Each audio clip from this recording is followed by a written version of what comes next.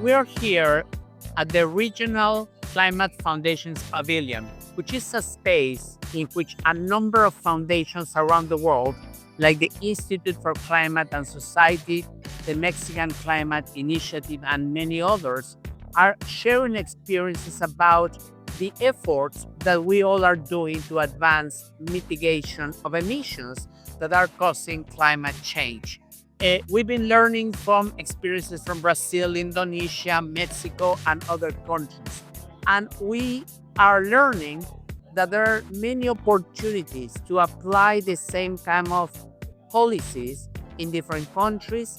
And at the same time, and this is very important, to ensure that we benefit the people, that we increase the prosperity of our people while we are mitigating climate change to offer a future for the young generations.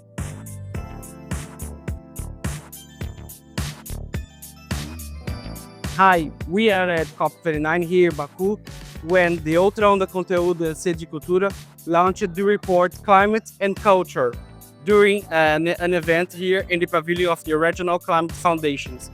This study is the first study from Brazil talking about the synergy of the both agenda, the agenda of climate change and culture, in reinforcing about the importance of the two agendas work together, because the culture and the cultural activities is the best way, one of the best way to translate the themes that are constantly taught in the conference of climate change, but ordinary people never understand about it.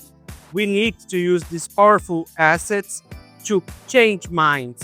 We need to use these tools as theater, cinema, as exhibitions, and of course, preservation of heritage places to remind people about the impacts of the climate change in the past and to preserve these places and the traditional knowledge, for example, for the future.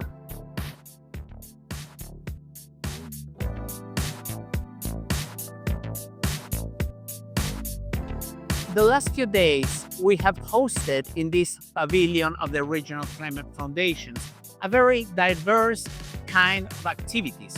We have had the opportunity to listen to policymakers, to academic institutions, to civil society organizations. For instance, today we heard about a very interesting experience. A number of people and institutions working with Tufts University in Boston in the US with the Climate Policy Laboratory, in which policymakers and academic people come together to identify the most cost-effective opportunities to invest in reducing climate change, but at the same time to look at the economic variables of each of the mitigation measures. So far, we have results from Brazil, from Mexico, India, and Indonesia. And we are certain that this kind of efforts and collaboration between the academic institutions and the policymakers will result in identifying the best opportunities for our countries.